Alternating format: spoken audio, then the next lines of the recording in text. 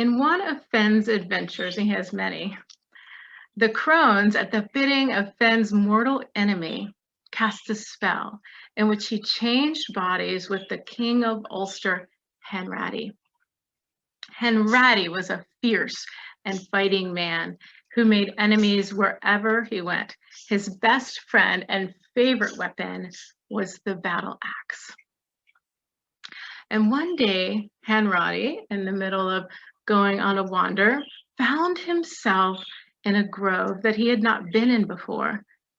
Ancient oaks grew thick and beautiful and so enormous. Yet the ground itself was cleanly kept, no briars or brambles. It was easy to walk through, and underfoot it smelled fresh, and there were flowers everywhere. He didn't know it, but he had come into the sacred grove of Amara, the goddess of living things. But he did not see the beauty. What he saw were these majestic oaks that he could use his battle axe on. And he began to chop them, any and all trees he could find. He left only destruction and carnage in his waste, behind him. The grove itself decimated by his battle axe. Oh, when Amara heard the news, she was enraged. She decided to take her revenge on his body, whose pleasure he had only served. She called on her servant Famine of the insurmountable hunger, and told her to enter the body of Hanratty as repayment for his terrible deed. It was at that same moment that the crones cast their spell on Finn and put Finn McCool into the body of Hanratty. And Hanratty switched into the body of our slender hero and youth, Finn McCool. They were still themselves in their soul, but with each other's body, and not only that, the thoughts and beliefs and habits. And neither had any idea of the transformation that had taken place. So intoxicated were they with their new mind and body identities.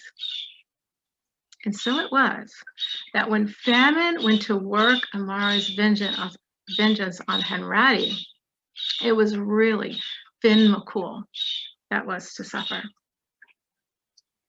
And Finn awoke hungrier than he had ever been in his entire life.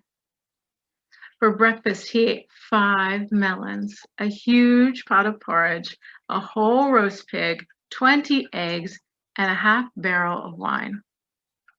And he was still hungry.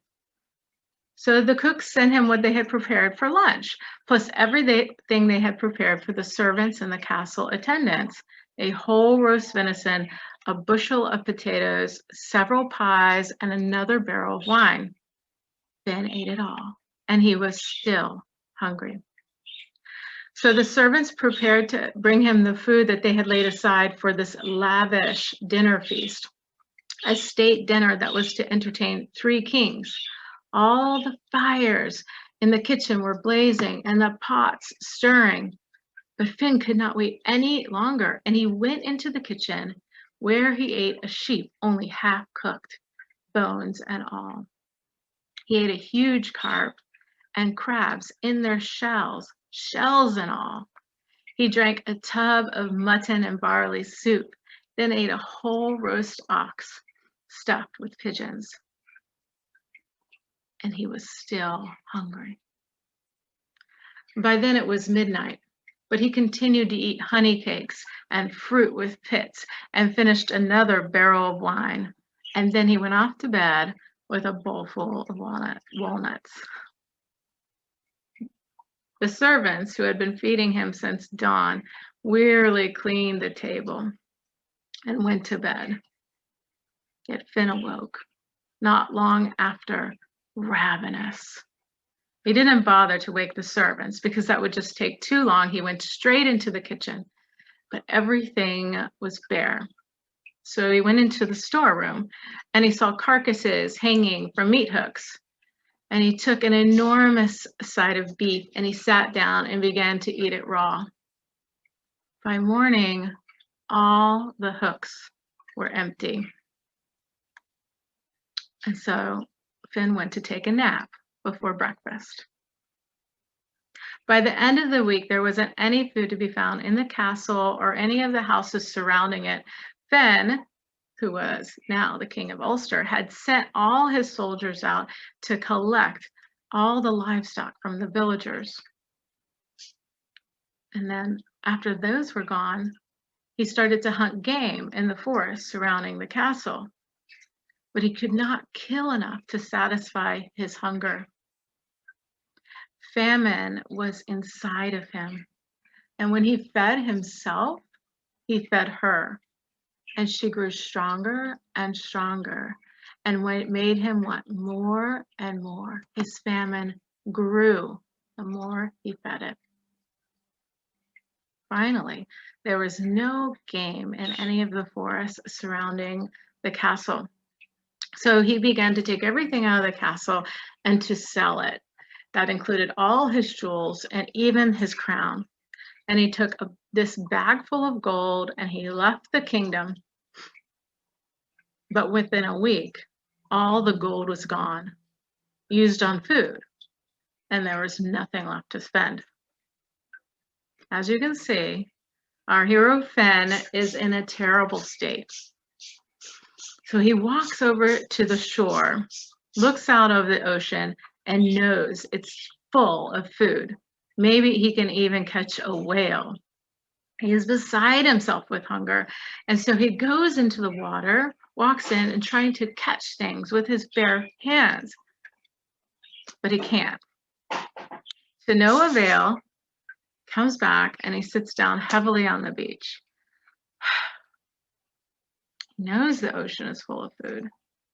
Can't figure out how to get it. He looks down at his legs and at the hands resting on his legs.